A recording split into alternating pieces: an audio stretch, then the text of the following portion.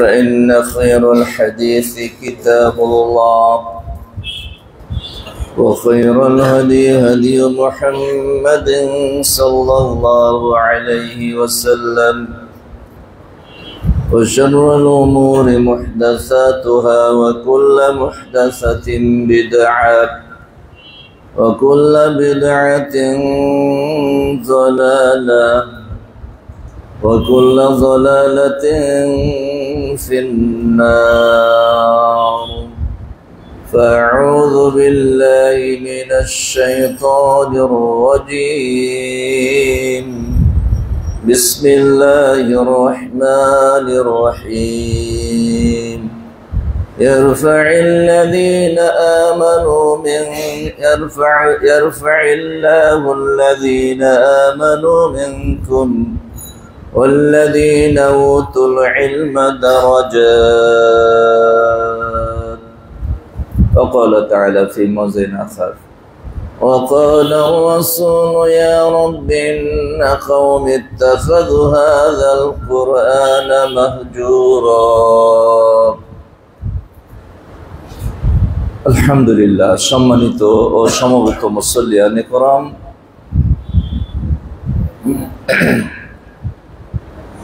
শুরুতে মহান স্রষ্টা রব্বুল আলামিনের প্রশংসা জ্ঞাপন করছি। দরুদ এবং সালাম বিশ্বনবী মুহাম্মদ রাসূলুল্লাহ সাল্লাল্লাহু আলাইহি সাল্লামের প্রতি বর্ষিত হোক, সাথে সাথে পৃথিবীর तमाम মুসলিম মুসলিমাত মুমিন মুমিনাত যারা আমরা বেঁচে আছি এবং যারা আমাদের মাঝ থেকে চিরবিদায় গ্রহণ করেছেন, কবরের যাত্রী হয়ে গেছেন, তাদের উপরও আল্লাহর করুণা ধারা বর্ষিত হোক, আমরা বলি আমিন। সম্মানিত মুসল্লিয়ানে কিরাম, আজকে আপনাদের সামনে মহাগ্রন্থ আল কোরআনুল কারীমের দুটি সূরা থেকে দুটি আয়াতে শরীফা তেলাওয়াত করেছি। সেই আয়াত এবং সেই আয়াতকে কেন্দ্র করেই আজকের জুমার খুতবা পেশ করব ইনশাআল্লাহুল মুস্তাআন ওয়া আলাইহি তাওয়াক্কুলান ওয়া মা তাওফীকি ইল্লা বিল্লাহ ওয়া আলাইহি তাওয়াক্কালতু ওয়া ইলাইহি উনীব। আজকের আলোচনার বিষয় আদর্শ শিক্ষার গুরুত্ব। অত্যন্ত গুরুত্বপূর্ণ এই বিষয়টি, আর ডিসেম্বর মাস আসলেই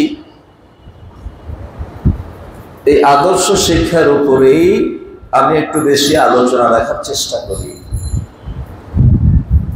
কারণ আপনাদের সন্তানদেরকে যদি সত্যিকার মানুষ বানাতে চান, আমরা যদি আমাদের সন্তানদেরকে সত্যিকার মানুষ বানাতে চাই, অফ করে দেন, তাহলে আদর্শ শিক্ষার কোনো বিকল্প নেই। তাই বর্তমান সময়ের জন্য, বর্তমান পরিবেশের জন্য, বর্তমান চাহিদা অনুযায়ী এই বিষয়টি অত্যন্ত গুরুত্বপূর্ণ একটি বিষয়। কারণ সন্তান আপনার জন্য জান্নাতের কারণও হতে পারে,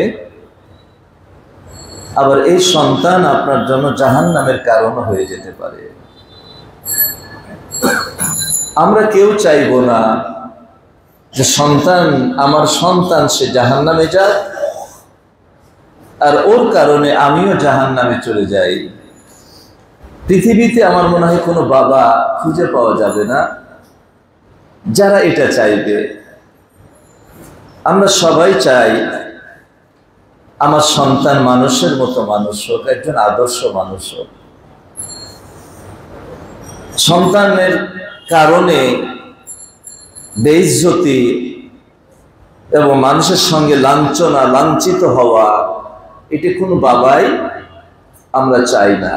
কিন্তু এই বিষয়টি যেন এখন নিত্য নৈমিত্তিক ব্যাপার হয়ে দাঁড়িয়েছে, যে বাবা সন্তান হচ্ছে না দেখে কত চিকিৎসা, আল্লাহর কাছে কত কান্নাকাটি, তাহাজ্জুদে সিজদাই করে মাবুদের কাছে যখন সন্তান চাইলেন, আল্লাহ একটা সন্তান দিলেন। কত লকড়ি খড়ি পুড়াইতে হয় সন্তানের জন্য, যাকে আল্লাহ সহজে দিয়ে দেন সে তো ভাগ্যবান। কিন্তু অনেক ব্যক্তি আছে বছরের পর বছর কত দৌড় পারে, কত চিকিৎসা, কত লকড়ি খড়ি পুড়িয়ার পরে এটা সন্তান পায়। কিন্তু দেখা গেল সন্তানটা আসলে আদর্শ সন্তান হলো না, সন্তানটা আদর্শ সন্তান হলো না, বহুকে গেল, অমানুষ হয়ে গেল। এখন সন্তানের অন্যায় অপরাধের কারণে, সন্তান বিপথে যাওয়ার কারণে বাবাই লজ্জিত, মানুষের সামনে সে মুখ দেখাইতে পারে না। এখন যে বাবা আল্লাহর কাছে বলেছিল আল্লাহ তুমি একটা সন্তান দাও, সে বাবাই বলছে আল্লাহ তুমি নিঃসন্তান বানিয়ে রেখেছিলে, সেটাই তো ভালো ছিল, এখন এই সন্তানের যন্ত্রণাতে তো আমি আর টিকতে পারি না। দেখুন, একই মুখ দিয়ে বাবা সন্তান চাইলো, কত কান্নাকাটি করলো, আবার সন্তানের চরিত্র নষ্ট হয়ে যাওয়ার কারণে, অমানুষ হয়ে যাওয়ার কারণে সেই বাবা ওই মুখ দিয়ে বলছে যে আল্লাহ তুমি তো আগেই ভালো রেখেছিলে। আমরা কেউ চাই না যে আমাদের সন্তান সেই রকম হোক, কিন্তু আদর্শ সন্তানকে মানুষ আমরা বানাতে চাই, কিন্তু পথ ভুল করি। ছাগলের বাচ্চা হলে ছাগলই হয়, তাই না? গরুর বাচ্চা গরুই হয়। অনুরূপ মানুষের বাচ্চা হলে কি মানুষ হয় না? একে মানুষ বানাতে হয়, মানুষ বানাতে হয়।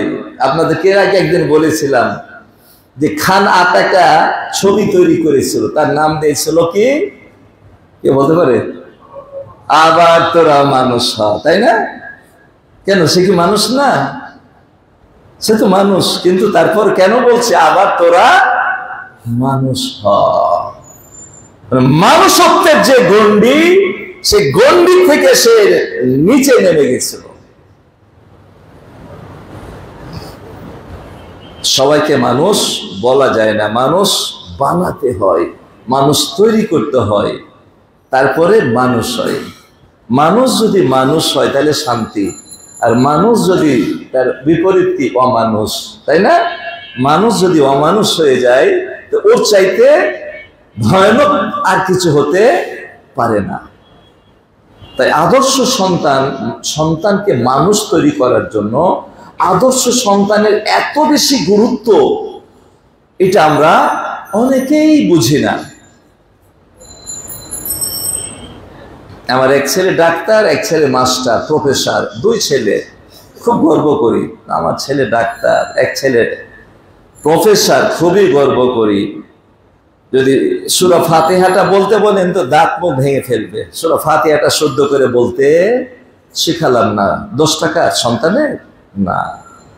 এই সন্তানের কারণে কাল কিয়ামতের কোটে বাবা মারা ধরা খেয়ে যাবে। আল্লাহু আকবার। এই সন্তানের কারণেই কিয়ামতের ময়দানে বাবা মা ধরা খেয়ে যাবে। কাকে আপনি মানুষ বলছেন? কাকে আপনি শিক্ষিত বলছেন? আমার কথা আমি বলছি না, আমি তো রিলে করি, অনেকের কথা আমি রিলে করি। ডক্টর শহীদুল্লাহ অনেক ভাষার পণ্ডিত ছিলেন, তাই না? এর আগে আমি কথাটা বলি মাঝে মাঝে, যেহেতু শিক্ষার একটা বিষয়টা হলো শিক্ষা নিয়ে কিছু কথা বলবো আপনাদের সামনে। আদর্শ শিক্ষা গুরুত্ব।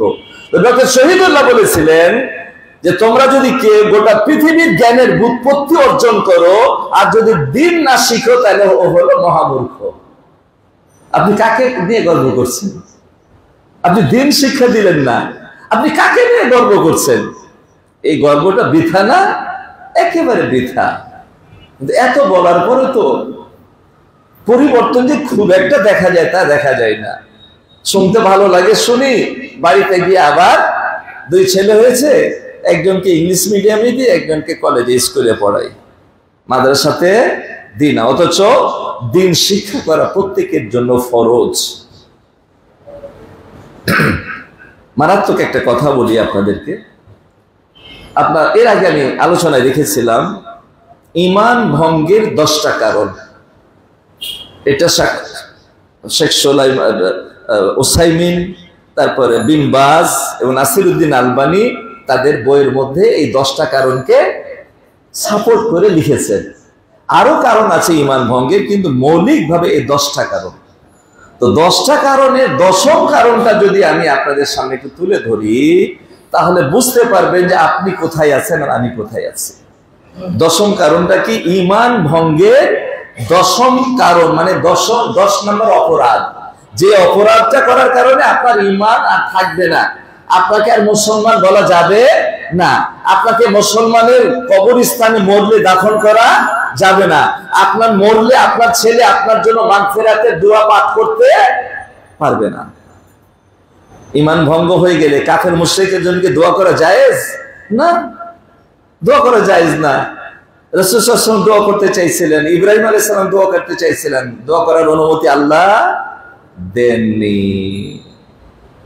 তার 10ম কারণ হচ্ছে ঈমান ভঙ্গের আল ইরাজু আনিদ-দ্বীন লা ইয়াতাআল্লামুহু ওয়া লা ইয়ামালু বিহি। বলছে দ্বীন থেকে মুখ ফিরিয়ে নেওয়া, দ্বীন শিক্ষা করলো না আর দ্বীন অনুযায়ী নিজের জীবনটাকে গড়লো না। আচ্ছা, এই পরিপ্রেক্ষিতে এখন মসজিদ আমরা যতজন আছি, কয়জনকে আপনি ইমানদার পাবেন? কয়জনকে ইমানদার পাবেন? অধিকাংশর ইমান যে শেষ। আমরা নিজেদেরকে যতই নাম আব্দুর রহমান আর আব্দুল জলিল আর আব্দুল জাব্বার আর গাফফার রাখি না কেন, এই দ্বীনকে অবজ্ঞা করার কারণে। আচ্ছা, অবজ্ঞা করার অর্থ কি? অবজ্ঞা করার অর্থ তার থেকে মুখ ফিরে নেওয়ার অর্থ ইরাজ আনিদ-দ্বীন, তার থেকে মুখ ফিরিয়ে নেওয়া মানে তা শিক্ষা করতে না দেওয়া। তাহলে আপনি আপনার সন্তানকে দ্বীন শিক্ষা করালেন না, মানে আপনার ঈমান শেষ। আপনি দ্বীন বুঝলেনও না, সন্তানকে বোঝার ব্যবস্থা করলেন না, আমলও দ্বীন অনুযায়ী হলো না, তাহলে কি আপনার আর আমার ঈমান থাকলো? ঈমান শেষ। আমি যতই আমার নাম এহসানুল্লাহ বলে চিৎকার করি, আমি যদি সেটা না করি, কখন যে আমার ঈমান শেষ হয়ে গেছে এর কোনো খেয়াল নাই। সম্মানিত উপস্থিতি, মারাত্মক কথা বলি, যখন বলতে তো কম করি না, কিন্তু তারপরও মানুষের পরিবর্তন খুব যে একটা দেখতে পাই, তা দেখতে পাই না। আফসোস করতে হবে কখন? কিয়ামতের ময়দানে, যখন এই অপরাধের কারণে আপনি আটকা পড়বেন আর সন্তানকে আল্লাহ জাহান্নামে দিবেন, তখন এই সন্তান বলবে, রব্বানা আরিনা আল্লাযীনা আযাল্লানা মিনাল জিন্নি ওয়াল ইনস নাজআলুহুমা তাহতা আকদামিনা লিয়াকুনা মিনাল আসফালিন। আল্লাহ, তুমি আমাকে জাহান্নামে দাও, ঠিক আছে দাও, আপত্তি নাই, অন্যায় করেছি, কিন্তু যে বাবা মা আমাকে পথ দেখায়নি, যে বাবা মা আমাকে দিন শিক্ষা করার জন্য উদ্বুদ্ধ করেনি, যে বাবা মা কোরআনটাকে কেন নাজিল করেছো সেই কোরআনকে আমাকে প্রশিক্ষণ দেওয়ার ব্যবস্থা করেনি, তোমার নবীর হাদিসকে শিক্ষা গ্রহণ করার ব্যবস্থা করেনি, অর্থাৎ ওদের কারণে আমরা আজকে পথভ্রষ্ট আর জাহান্নামী হলাম। অতএব জাহান্নামে যাবো তো যাবোই, আগে ওই বাবা মাকে সামনে নিয়ে আসো, ওই গার্জিয়ানকে সামনে নিয়ে আসো, এরপর ওদেরকে পাড়া দিয়ে লাথি মেরে মেরে মনের স্বাদ যখন মিটবে তখন জাহান্নামে গিয়ে পড়বো। তো এই দৃষ্টিতে আমরা কয়জন জান্নাতে যেতে পারবো চিন্তা করি তো আমরা একটু। আল্লাহর কাছে কে আটকাবো আর কে আটকাবো না?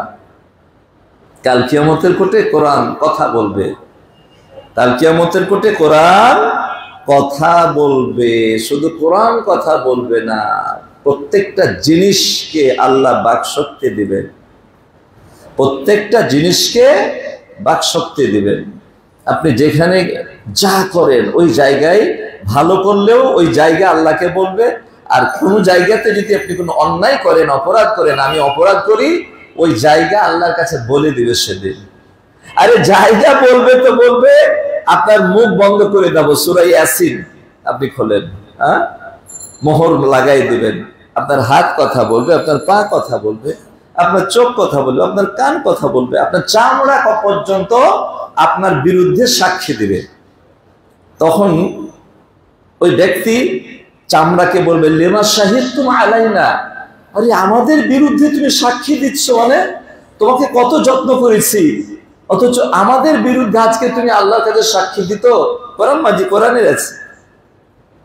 তখন সে বলবে কি, আনতাখানাল্লাহু আনতাকা কুল্লা শাইইন ওয়া হুয়া খালাকাকুম, বলছে যে আমার কি দোষ যে আল্লাহ তোমাকে কথা বলার শক্তি দিয়েছে, ওই আল্লাহ আমাকে কথা বলার শক্তি দিয়েছেন। আর আজ আল্লাহ রাব্বুল আলামিন প্রত্যেকটা বস্তুকে কথা বলার শক্তি দিয়েছেন।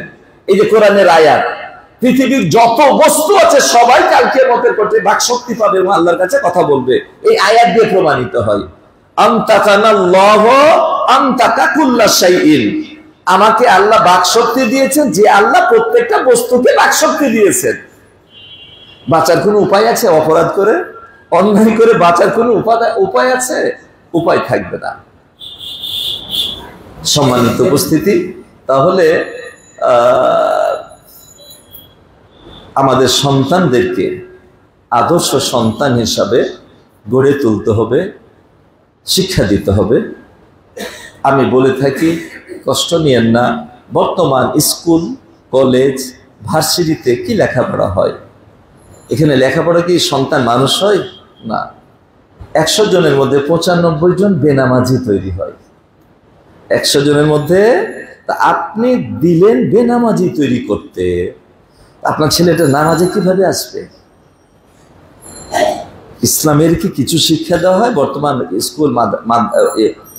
স্কুল কলেজগুলোতে? আপনার কি উচিত ছিল? আগে দিন শিক্ষা দেওয়া উচিত ছিল। আমাদের দুর্ভাগ্য, আমাদের বড়ই দুর্ভাগ্য যে 190 বছর ব্রিটিশ শাসন করেছিল ভারত উপমহাদেশকে। ভারত, বাংলাদেশ, পাকিস্তানের সমন্বয়ে ভারত উপমহাদেশ, তাই না? 190 বছর ইংরেজদেরকে আমরা খেদাইছি, ঠিকই, ঠিক আছে, কিন্তু ইংরেজদের আদর্শ, চরিত্র, খাসলত, শিক্ষা, আইন কানুন সবই বাংলাদেশের মাটিতে চলছে। যে ইহুদি এবং খ্রিস্টান, এরা হচ্ছে মুসলমানদের সবচেয়ে বড় শত্রু। এটা কোরআন বলছে, এটা কোরআন বলছে। তো এই শিক্ষা ব্যবস্থা চলছে, দ্বিমুখী শিক্ষা ব্যবস্থা। আরে মুসলমানের দ্বিমুখী শিক্ষা ব্যবস্থা হবে কেন? এই ভারত, বাংলাদেশ, পাকিস্তান, এই 3টা দেশ ছাড়া পৃথিবীর কোন মুসলিম কান্ট্রিতে পাবেন না আপনি দ্বিমুখী শিক্ষা ব্যবস্থা। এমন একটা শিক্ষার কারিকুলাম তাদের রয়েছে যে একদিকে সে ইঞ্জিনিয়ার হবে, আর একদিকে মসজিদের খুতবা দিতে পারবে। দিনও শিখতে হবে, দুনিয়াও শিখতে হবে। একদিকে সে ম্যাজিস্ট্রেট, একদিকে সে জাজ, বিচারের সেই সর্বোচ্চ চেয়ারে বসে আছে, আর আরেকদিকে ওই কেন্দ্রীয় সবচেয়ে বড় মসজিদের খুতবা দেওয়ারও তার যোগ্যতা হয়ে গেল। এই হওয়ার দরকার ছিল মুসলিমদের শিক্ষার কারিকুলাম। কিন্তু আমরা ইংরেজকে খেদাইছে, কিন্তু তাদের আদর্শকে এখনো খেদাইতে পারিনি। আমরা লেবাসে, পোশাকে, চুলে, দাড়িতে, শিক্ষায়, দীক্ষায় আমরা পুরো দস্তুর খ্রিস্টান, আমরা পুরো দস্তুর ইহুদি। তাদের চরিত্র আমরা কি করতে পারি না? বলতে পারি না। লর্ড উইলিয়াম বেন্টিক লর্ড মেকলেকে বলেছিল যে এমন একটা শিক্ষা ব্যবস্থা চালু করো যে শিক্ষা ব্যবস্থায় শিক্ষিত হলে এই ভারতবর্ষের মানুষেরা কালারে, রক্তে, বর্ণে মানুষ ভারতবাসী থাকবে, আর আদতে, আখলাকে, চরিত্রে, খাসলতে, ক্যারেক্টারে পুরা ইংরেজ বনে যাবে। তখন লর্ড মেকলে এই শিক্ষা ব্যবস্থা চালু করে দিয়ে লর্ড বেন্টিককে বলেছিল, এই যে আমি শিক্ষা ব্যবস্থা চালু করে দিলাম, আপনি যা চাইছেন তার রেজাল্ট আপনি পাবেন। ঠিক তাই হলো দ্বিমুখী শিক্ষা ব্যবস্থা। একদিকে মাদ্রাসা আর একদিকে দুনিয়ার শিক্ষা, আধুনিক শিক্ষা। আধুনিক শিক্ষা যে শিক্ষিত হবে, ইংরেজি যে শিখবে, সে বড় বড় সরকারি চাকরি পাবে, তার গাড়ি থাকবে, বাড়ি থাকবে, অনেক কিছু থাকবে, কিন্তু ওমা লাহু ফিল আখিরাতি মিন খালাক বা মিন নাসিব, দুটো শব্দ আছে কোরআন মাজিদে, কিন্তু পরকালে তার কিছুই থাকবে না। আর যারা আরবি শিক্ষা করবে মাদ্রাসায়, এখানে দুনিয়ার কিছু থাকবে না, খালি কোরআন আর হাদিস, আর কিছু থাকবে না, আর দ্বীনি শিক্ষা থাকবে। দুনিয়ার জ্ঞান বিজ্ঞান সেখানে থাকবে না। আর এই শিক্ষায় যারা শিক্ষিত হবে তারা কোনো সরকারি চাকরি পাবে না, তারা কোনো বড় চাকরি পাবে না, তারা শুধু মসজিদ মাদ্রাসায় খেদমত করবে আর জনগণের মুঠির চাউল নিয়ে সে ভাত খাবে। এই ঘটনা যখন ঘটেল তখন দেখা গেল তো দুনিয়াতে বড় হতে চাইলে তো এই ইংরেজি শিখতে হবে, আর যদি আমি আরবি শিক্ষা করি তো দুনিয়াতে ফকির হয়েই থাকতে হবে। এই ফকির দিন শিক্ষা, ইসলামী শিক্ষাটা, এটা ফকিরি বিদ্যা, এইটা মুসলিমদের মাথায় ঢুকায় দিয়েছে ওই ইংরেজরা। এখন অনেক মুসলিম পাবেন যে এই ফকিরি বিদ্যা শিখাবো না, স্কুল কলেজ ভার্সিটিতে শিখাবো, মানে দুনিয়ার রাজত্ব সে পেতে চাই, পরকালে জাহান্নামে যায় যাকে, এতে কোনো তার আপত্তি নাই। তাদের উদ্দেশ্যই যে আরবি শিখবে সে দুনিয়াতে ফকির হয়ে থাকবে, শুধু পরকালে বড় বড় চমচম আর মুরগি আর কালিয়া আর কোপ্তা যত রকমের দামি দামি খাবার আর ফল পরকালে পাবে, আর দুনিয়াতে ফকির হয়ে থাকবে। বাস্তব কি ইসলাম সেটা চাই? আমার আল্লাহ কি সেটা চাই? আল্লাহ রাব্বুল আলামিন বলেনি রব্বানা আতিনা ফিদ দুনিয়া হাসানা ওয়া ফিল আখিরাতি হাসানা ওয়া কিনা আযাবান নার? যারা আমার মুমিন বান্দা হবে তারা দুনিয়াতে রাজত্ব করবে আর পরকালেও টপ ক্লাসের জান্নাতে রাজত্ব করবে। এটা আমার আল্লাহর কথা। আমার আল্লাহ বখিল না যে পরকালের খালি আশা দিয়ে রাখবে আর দুনিয়াতে আপনাকে ফকির বানিয়ে রাখবে। আমার আল্লাহর এই অভিপ্রায়, আমার আল্লাহ বখিল না, তিনি দিতে চান, কিন্তু আপনি আর আমি নিতে জানি না। আধুনিক শিক্ষা এবং দ্বীনি শিক্ষার সমন্বয় যে শিক্ষা, সেটাই হচ্ছে আদর্শ শিক্ষা। দ্বীনি শিক্ষা আদর্শ, মানে এই আধুনিক শিক্ষাকে আপনি অবজ্ঞা করতে পারবেন না, দুটাই আপনাকে শিখতে হবে। আল্লাহ রাব্বুল আলামিন দ্বীন শিক্ষা করেছেন কি ফরজ, আর দুনিয়া শিক্ষা মানে বিজ্ঞান শিক্ষা করার নির্দেশ দিয়েছেন আল্লাহ। এক দুইটা আয়াতে না, 1000 আয়াতে বিজ্ঞান শিক্ষা করার ব্যাপারে ডাইরেক্ট এবং ইনডাইরেক্ট আল্লাহ রাব্বুল আলামিন বলেছেন। আল্লাহ রাব্বুল আলামিন দেখেন, দুই একটা আপনাকে উদাহরণ দিই। আফালা ইয়াতাদাব্বারুনাল কুরআনা মা আলা কুলুবিন আকফাদুহা, তোমাদের কি হলো, কোরআন নিয়ে কেন গবেষণা করো না? তোমাদের অন্তর কি তালা মেরে দেওয়া হয়েছে নাকি? দেখেন কি কথা, আফালা ইয়াতাদাব্বারুনা, কোরআন নিয়ে কেন গবেষণা করো না? আজকে নন মুসলিমরা কোরআন গবেষণা করে তারা চাঁদের দেশে রকেট পাঠিয়ে দিল, আর আমরা মুসলিমরা কি করি? শুধু লাঙ্গলের ফাল তৈরি করি, তাই না? আর কিছু করতে পেরেছি? কিন্তু আল্লাহ কি বলছেন,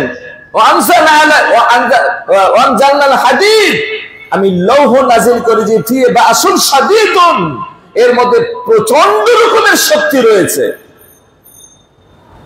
এই লোহা দিয়ে ক্ষেপণাস্ত্র তৈরি হয়, লোহা দিয়ে এরোপ্লেন তৈরি হয়, লোহা দিয়ে রকেট তৈরি হয়, লোহা দিয়ে এলএমজি তৈরি হয়, লোহা দিয়ে মেশিন গান তৈরি হয়, তাই না?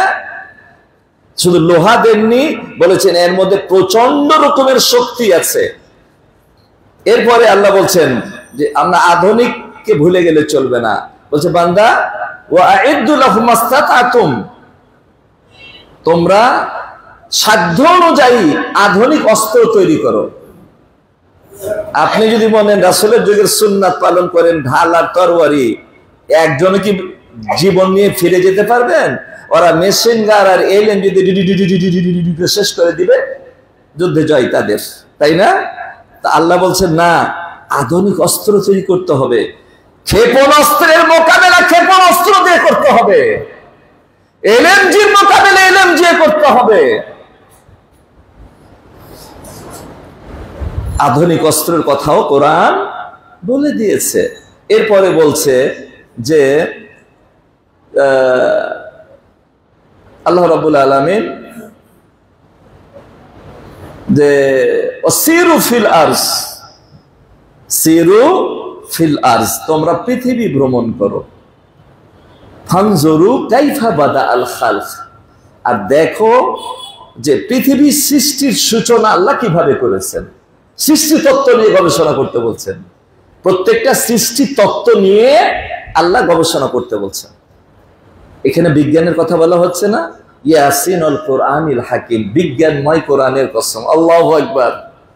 আল্লাহ হলেন মহাবিজ্ঞানী আর বিজ্ঞানময় কোরআন নাজিল করেছেন, আর এই কোরআন দিয়ে নন মুসলিমরা উপকৃত হচ্ছে আর আমরা মুসলমানেরা খালি মাইর খাইতেছি। এই কোরআনকে ছেড়ে দেওয়ার কারণে আমরা নন মুসলিমরা শুধু মায়ের উপর মায়ের লাঞ্ছনা আর গঞ্চনা আর অপমান হচ্ছি। এই কারণ একটাই, এই আধুনিক এই দ্বীনি শিক্ষাকে ছেড়ে দিয়েছি, কোরআনী শিক্ষাকে আমরা ছেড়ে দিয়েছি, কারণ একটাই। সম্মানিত উপস্থিতি, এরপরে দেখেন সর্বপ্রথম যে আয়াতটা আল্লাহ নাযিল করেছেন, সর্বপ্রথম কি সবাই আমরা জানি তাই না? ইকরা বিসমি রাব্বিকাল্লাযী খালাক। আচ্ছা দেখেন তো প্রথম আয়াতটাতে আল্লাহ কি বললেন? আমরা কি একটু ভেবেছি? পড়ো ইকরা বিসমি রাব্বিকাল্লাযী, তোমার ওই রবের নামে, আল্লাযী খালাক, যিনি সৃষ্টি করেছেন। আল্লাহু আকবার। এবার সৃষ্টি নিয়ে গবেষণা শুরু করে দেওয়ার জন্য প্রথম আয়াতে আপনাকে নির্দেশ দেওয়া হচ্ছে, ইকরা বিসমি রাব্বিকাল্লাযী খালাক, খালাকাল ইনসানা মিন আলাক। এরপরে একটু ইঙ্গিত দিয়ে দিয়েছেন যে মানুষ কিভাবে সৃষ্টি হলো, একটু গবেষণা করো না। তাহলে বিজ্ঞান শিক্ষা করা আল্লাহর নির্দেশনা, আর কোরআন শিক্ষা করা আল্লাহর ফরজ, আর এই দুটার সমন্বয় হচ্ছে কি? আদর্শ শিক্ষা। অনেক কথা, কিছু কথাও বলি, উদাহরণগুলো দিয়ে একটু বাস্তব জীবনের সঙ্গে আমরা একটু বাস্তব জীবন ঘনিষ্ঠ কিছু কথা এখন আমি বলার চেষ্টা করি। আসেন একটু জীবন ঘনিষ্ঠ কথা আপনাকে বলি। শুধু ডক্টরেট ডিগ্রি হাসিল করাটা খুব বড় কথা না, আবার শুধুমাত্র হাফেজে কোরআন হলেই চলবে না। ডক্টরেট ডিগ্রি হাসিল করাটা যেমন বড় কথা না, শুধু হাফেজে কোরআন যদি হন আর কিছু না হন তবুও আপনি উন্নতি করতে পারবেন না। কেন? দেখেন, আপনাকে কোরআনও শিখতে হবে, আবার ডক্টরেট ডিগ্রিও হতে হবে। আচ্ছা, যে আলেম, একজন আলেম কম্পিউটার জানে, আর একজন আলেম হাতে লিখে ফতোয়া দেয়, আর একজন কম্পিউটারে টাইপ করে ফতোয়া দেয়, কে ভালো হবে? যে কম্পিউটারে ফতোয়া লিখে দেয়, কম্পিউটার চালাতে জানে, আলেম প্লাস কম্পিউটারে পারদর্শী, সেই তো ভালো হবে। আচ্ছা, একজন ডাক্তার আর একজন হাফেজে কোরআন ডাক্তার, একজন ডাক্তার একজন আলেম ডাক্তার, কে ভালো হবে? অবশ্যই আলেম ডাক্তার ভালো হবে। ও কোনোদিনই সিজার লাগবে না, বলবে না যে যদি আধা ঘন্টা দেরি করেন হয় মা মরবে নাই বাচ্চা মরবে, আপনি লাভ দিয়ে উঠবেন, টাকা নেই ধার করে 50,000 টাকা দিয়ে সিজার করে বাচ্চা করাবেন। নাউজুবিল্লাহ। কি ঠিক কিনা কথা? যদি হাফেজে কোরআন ডাক্তার হয়, অন্তরে যদি আল্লাহর ভয় থাকে, তাহলে ভালো মানুষকে ওপেন হার্ট সার্জারি করবে না 6 লক্ষ টাকা পাওয়ার জন্য। এটা বাংলাদেশে হয় জানেন কি? ওপেন হার্ট সার্জারি করে একজন ভালো মানুষকে 6 লক্ষ টাকা নেওয়ার জন্য। আর নর্মাল বাচ্চা হলে পাবে 5,000, 10,000, আর সিজার করলেই ভালো 1 লাখ টাকা পাবে। এদেরকে কি বলবেন? কসাই বলবেন? কসাই তো মানুষ কাটে না, কসাই গরু জবাই করে হালাল ভাবে আপনাকে গোশত বিক্রি করে। আর এটা এরা মানুষ জবাই করতে এত দ্বিধা নাই। এরা কত যে জঘন্য রকমের কসাই এই ডাক্তারেরা। সবাইকে বলছি না, যে ভালো তার মর্যাদা আল্লাহর কাছেও আছে, দুনিয়াতেও আছে। আর যে এই হারামখোর ডাক্তার আছে না, কিছু সব কোয়ালিটির মধ্যে হারামখোর কিছু আছে। হারামখোর ব্যবসায়িক আছে, যে মিথ্যা কথা বলে ব্যবসা করে, হারামখোর ব্যবসায়িক। হারামখোর ডাক্তার আছে যে টেস্ট লাগবে একটা, আপনাকে টেস্ট দিয়ে দিল 10টা, 50% কমিশন তার ঘরে চলে যায়। নাউজুবিল্লাহ। আপনি দেখবেন ভালো ভালো ডাক্তারদের সামনে অন্তত 10 জন 20 জন ওই ওষুধ কোম্পানির লোক দাঁড়িয়ে থাকে। আবার যখন ডাক্তারের কাছ থেকে বের হয় তখন ছবি তোলে যে তার কোম্পানির ওষুধটা লিখলো কি লিখলো না, কারণ সে এই 2 লক্ষ টাকা দিয়ে তার পুরো বাড়িটা এসি লাগিয়ে দিয়েছে ওই কোম্পানি। অতএব তার ওষুধে কাজ করুক আর না করুক, তার ওষুধ তাকে লিখতেই হবে। নাউজুবিল্লাহ। মনে কষ্ট নিয়েন না। আলেমদের মধ্যেও এরকম রয়েছে। আপনি বলবেন আপনি, হ্যাঁ, আলেমদের মধ্যেও হালাল হারামের তমিজ করেন এমন ব্যক্তি আপনি পাবেন। কাকে বাদ দিবেন আপনি? কাকে বাদ দিবেন? সম্মানিত উপস্থিতি, তাই আপনার সন্তানটাকে যদি আদর্শ সন্তান বানাতে চান, আদর্শ শিক্ষা প্রতিষ্ঠান খুঁজে বের করতে হবে, যে শিক্ষা প্রতিষ্ঠানে লেখাপড়া করলে একদিকে আলেম হবে, একদিকে হাফেজ হবে, একদিকে ইঞ্জিনিয়ার হবে, বাড়ির প্ল্যান পাস করবে। একদিকে আলেম হবে, হাফেজ হবে, আর একদিকে চিকিৎসা বিজ্ঞান নিয়ে সে চিকিৎসা করবে, বড় ডাক্তার হবে, MBBS FCPS ডাক্তার হবে। একদিকে সে মসজিদের খুতবা দিবে, আর একদিকে মন্ত্রীর আসনে বসে দেশ পরিচালনা করবে। আল্লাহু আকবার। আপনি কি চান না? দুনিয়াতেও আল্লাহ বলছেন বাদশাহী দেব বান্দা, পরকালে তোমাকে বাদশাহী দেব। কিন্তু আমরা শুধু দুনিয়ার বাদশাহীর পিছনে ছুটি। আমাদের সন্তানকে আমি প্রায় এখন বলে থাকি, আমরা যে সন্তানদেরকে ভালোবাসি, ভালোবাসাটা একেবারে ভুয়া ভালোবাসা, একেবারে ভুয়া ভালোবাসা। আপনার অনেক টাকা আছে, 2 সন্তানের জন্য 2টা বাড়ি বানিয়ে দিলেন, তাই না? পরকালে জান্নাতে বাড়ির জন্য 2টা মসজিদ কি বানিয়ে দিয়েছেন? যদি বানিয়ে দিয়ে থাকেন, আপনার তো 100 কোটি টাকার মালিক, 2টা মসজিদ বানাতে 5-10 কোটি লাগবে, তাই না? আর বাড়ি বানিয়ে দিয়েছেন 10-20 কোটি টাকা দিয়ে। আপনার জন্য একটা মসজিদ বানিয়ে দেন, জান্নাতে একটা ঘর করেন না? ওখানেই তো লম্বা টাইম ধরে থাকতে হবে। তো ছেলেদের জন্য দুনিয়ার চিন্তা করি, ডক্টর বানাই, ডাক্তার বানাই, প্রফেসর বানাই, ইঞ্জিনিয়ার বানাই, কিন্তু মরার পরে বাবার জন্য হাত তুলে রব্বির হামহুমা কামা রাব্বায়ানি সাগীরা দোয়াটা পড়বে, এই শিক্ষাটা দিলাম না। হতভাগা বাবা না, কুলাঙ্গার না বাবা, এরা বাবা নামের কলঙ্ক না, এরা বাবা নামের কলঙ্ক। এই সন্তানের কারণে সন্তানও জাহান্নামে যাবে, এই বাবাটাও জাহান্নামে যাবে। এত করে বলার পরও তো নাড়া দিয়ে ওঠে না, বুঝি না কিছু। নাকি আমি বুঝাইতে পারি না, নাকি আমার এলেম কালাম কম, আপনাদেরকে বুঝাইতে পারি না, এই জন্য আপনাদের মাঝে নাড়া কেন জাগে না? আপনার ছেলেকে পারেননি, আপনার নাতি পুতি যারা আছে এদেরকে আগে দিন শিক্ষা দিবেন, এরপরে বিজ্ঞান শিক্ষা দিবেন। দিন শিক্ষা করা ফরজ, আর বিজ্ঞান শিক্ষা করা আল্লাহর নির্দেশনা। আমি বলিনি যে খালি মাদ্রাসায় পড়া, এটা বলিনি। মহাতির মোহাম্মদকে প্রশ্ন করা হয়েছিল এত কেন, যেটা আপনি ডেভেলপ কিভাবে করলেন? তিনি কি বলেছিলেন তার বক্তব্যে? তিনি বলেছিলেন যে ল্যান্ড ক্রুইজারের প্রতিযোগিতা গরুর গাড়ি দিয়ে হয় না, ল্যান্ড ক্রুইজারের প্রতিযোগিতা ল্যান্ড ক্রুইজার দিয়ে করতে হয়, কলমের প্রতিযোগিতা কলম দিয়ে, ইন্টারনেটের প্রতিযোগিতা ইন্টারনেট দিয়ে করতে হয়। আমার সন্তানদেরকে এর যোগ্য করে গড়ে তুললাম, ল্যান্ড ক্রুইজার চালাইতে পারে, এরকম ফাইটার চালাইতে পারে, এই যোগ্য করে তুললাম। ইন্টারনেট শিক্ষা দিলাম, কম্পিউটার শিক্ষা দিলাম, ইংরেজি শিক্ষা দিলাম। আর যার কারণে এত বুক টান করে আমি এত সহজে দাঁড়িয়ে গেছি। তিনি এই কথাই বলেছেন। তিনি বলেছিলেন যে এখন চিকিৎসা বিজ্ঞান নিয়ে যে ছাত্ররা আমার কলেজে পড়ছে, এদের শৈশব কেটেছে চাকায়ে মাদ্রাসাতে। এখন মাদ্রাসার ছাত্ররাই কম্পিউটার বিজ্ঞান সায়েন্স নিয়ে, তারপর চিকিৎসা বিজ্ঞান নিয়ে তারা লেখাপড়া, বড় বড় ডাক্তার হচ্ছে, বড় বড় মন্ত্রী, এমপি। একদিকে কি, একদিকে একজন আলেম, একদিকে সে মন্ত্রী, একদিকে সে এমপি, একদিকে সে ম্যাজিস্ট্রেট হচ্ছে। কারণ একজন আলেম যখন ম্যাজিস্ট্রেট হবে, অন্যায় নির্দেশ দিবে না, ও বলবে না যে গুলি চালাও, ও হিসাব করে বলবে গুলি চালাও। যদি গুলি চালাও প্রয়োজন হয় তখন নির্দেশ দিবে পুলিশকে যে তুমি গুলি চালাও। একজন জাজ, এরা তো করাতের মতো, এদিকেও খায় এদিকেও খায়, ও যেতেও কাটে আসতেও কাটে, ও বাদীর কাছেও হারাম খাবে আর বিবাদীর কাছেও হারাম খোর। এরা বড় হারাম খোর।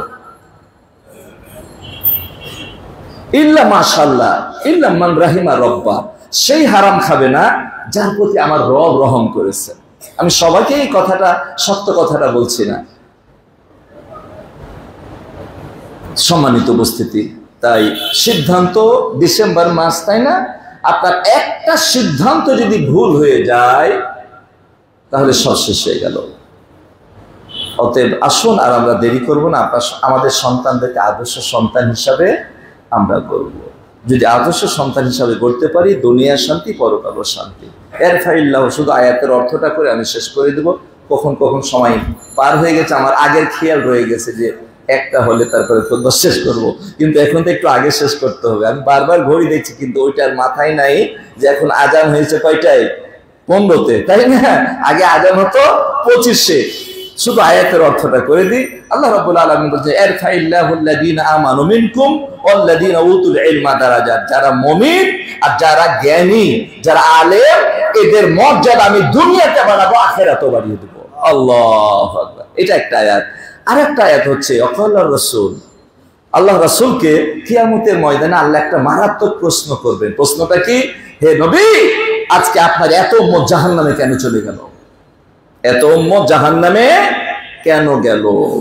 রাসূল যে উত্তরটা দিবেন এই আয়াতে সে কথাটা লেখা আছে। ওয়াকালার রাসূল, রাসূল উত্তর দিবেন, কি দিবেন? ওয়াকালার রাসূল, ইয়া রব্বে, হে রব, ইন্না কওমি তাখাযু হাযাল কুরআন মাহজুরা। আমার এই জাতি জাহান্নামে যাওয়ার একটাই কারণ যে তারা কোরআনকে ছেড়ে দিয়েছিল। কোরআনকে ছেড়ে দিলে সে আর মুমিন থাকে না। ইসলাম দিনকে ছেড়ে দিয়ে যদি মুখ ফিরিয়ে নেন, যে বললাম ঈমান ভঙ্গের দশম কারণটা, দিন থেকে মুখ ফিরিয়ে নিলেন, আপনার ছেলেদেরকে শিক্ষা দিলেন না, আপনার নাম যতই আব্দুর রহমান হোক না কেন, আল্লাহর দপ্তরে আপনার নাম মুমিন মুসলমান থাকবে না। এই কথাটা একটু বুঝে নেন। শুধু কি তাই, আপনি দুনিয়াতেও রাজত্ব পাবেন, পরকালও রাজত্ব পাবেন।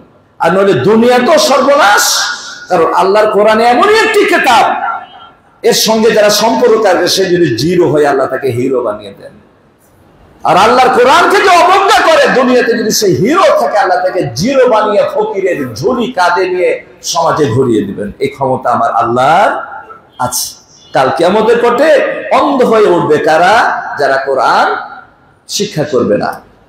কোরআনের কিছু মানবো আর কিছু মানবো না, এই চরিত্র যাদের, ইল্লা খিজিয়ুন ফিল হায়াতিদ দুনিয়া, পৃথিবীতে এদেরকে আল্লাহ লাঞ্ছিত করবেনই করবেন। এদের শরীরে চামড়া দিয়ে বিজাতীয়দের জুতার হাতসুর বানিয়েছেন। এই ক্ষমতা কার আছে? আল্লাহর আছে। সব শেষে যে কথাটি বলবো, তো সেটা হলো যে আপনার সন্তানকে এখনই নিয়াত করেন, যারা যুবক আছো, সন্তানের বাবা হয়েছে বা হবা বা এখনই নিয়াত করো যে আমার বাবা মা ভুল করেছে, সেই ভুল আমার জীবন আমি করব না। আমার সন্তানকে আলিম বানাতে পারিনি, আমার নাতি পুতিদেরকে অন্তত আলিম বানিয়ে অন্তত পরিবারটা, ফ্যামিলিটাকে একটু ভালোর দিকে নিয়ে আসবো। সব শেষে যে আপনাদের একটা ছোট্ট হাদিস দিয়ে শেষ করবো, কাল কিয়ামতের কোটে এই সন্তানের কারণে জাহান্নাম, প্রথমেই বলেছিলাম আর সন্তানের কারণেই জান্নাত, তাই না? কেমনি জান্নাত যাবেন বলে শেষ করে দিই। আল্লাহ রাসূল সাল্লাল্লাহু আলাইহি ওয়াসাল্লাম বলেছেন, কাল কিয়ামতের কোটে যারা আলেম হবে, হাফেজ হবে, তাদেরকে আল্লাহ অনেক দামি একটা মুকুট পরাবেন, সম্মান দিবেন। সম্মাননা, আমরা ক্রেস দিই না, সম্মাননা ক্রেস দিই। তো কাল কিয়ামতের কোটে আল্লাহ ক্রেস দিবেন মুকুট দিয়ে, লিখা না, যে মুকুটের আলো সূর্যের আলোকে ম্লান করে দিবে। আল্লাহু আকবার। আর তার বাবার কি হবে? এবার বাবার কি হবে? তার বাবা মাকে এমনই দামি পোশাক পরাবেন, এমনই দামি পোশাক পরাবেন যে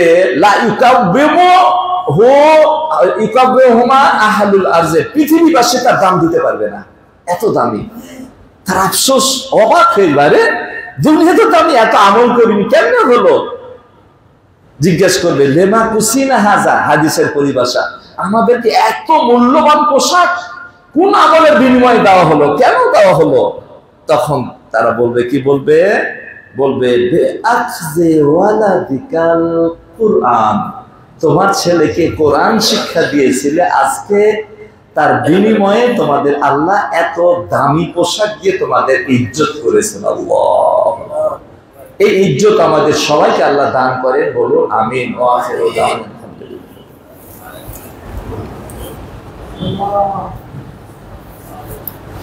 আলহামদুলিল্লাহিল্লাযী ওয়াকাফা ওয়াসসালামু আলা ইবাদিহিল্লাযীনা ইসতাফা, আম্মা বা'দ, আউযু বিল্লাহি মিনাশ শাইতানির রাজীম, বিসমিল্লাহির রহমানির রহিম। সম্মানিত উপস্থিতি, আপনাদেরকে আমি প্রায় মাঝে মাঝে বলি, আমাদের ফুলবাড়িয়াতে আমাদের যে খাদেম, আমাদের মুয়াজ্জিন যে কি ওমর ফারুক, তাদের কাছাকাছি একটা বেশ বড় প্রায় 8 কাঠা জায়গার উপরে মসজিদ তৈরি হচ্ছে। আল্লাহু আকবার। তো এলাকাটা তো খুব ধনী এলাকা না, অনেক কষ্ট করে লিফটন পর্যন্ত উঠিয়েছে, এখন ছাদের আর টাকা নেই, ছাদের টাকা নেই। আল্লাহ যাদেরকে দান করেছেন সম্পদ, এই যে একটু আগে বললাম না, আপনার ছেলের জন্য 2টা বাড়ি বানিয়েছেন, একটু জান্নাতে বাড়ি দেন না, একটা বাড়ি আল্লাহ তো দিয়েছেন আপনাকে, আপনার নিজের জন্য, আপনার ওয়াইফের জন্য, দুজনের জন্য 2টা বাড়ি দিয়ে দেন না। আর বাড়ি জান্নাতে বাড়ি বানাবানি মসজিদে মসজিদ বানিয়ে দাও, আল্লাহু আকবার, পুরো একটা মসজিদ বানিয়ে দেন, অথবা সহযোগিতা করেন, তবু আল্লাহ জান্নাতে বাড়ি দিবেন। তো পিছনে ব্যানার সম্ভবত আছে, ফুলবাড়িয়া, এই যে এখানে ময়মনসিংহ, চোদার উত্তরপাড়া, ফুলবাড়িয়া, ময়মনসিংহ, বাইতুল হক জামে মসজিদ, বেশ বড় মসজিদ, বেশ বড় মসজিদ। আপনারা প্রাণ খুলে দিবেন, মরে গেলে এই সুযোগ আর পাবেন না। তখন মৃত্যুর সময় যে একটা আয়াত আছে, আল্লাহ একটু সময় দাও, আমি যেখানে যেখানে দাওয়াত আমি দিয়ে আসি, কিন্তু সেই দিন আর আল্লাহ রাব্বুল আলামিনকে সময় পাওয়া যাবে না। অতএব আপনারা প্রাণ খুলে দান করবেন।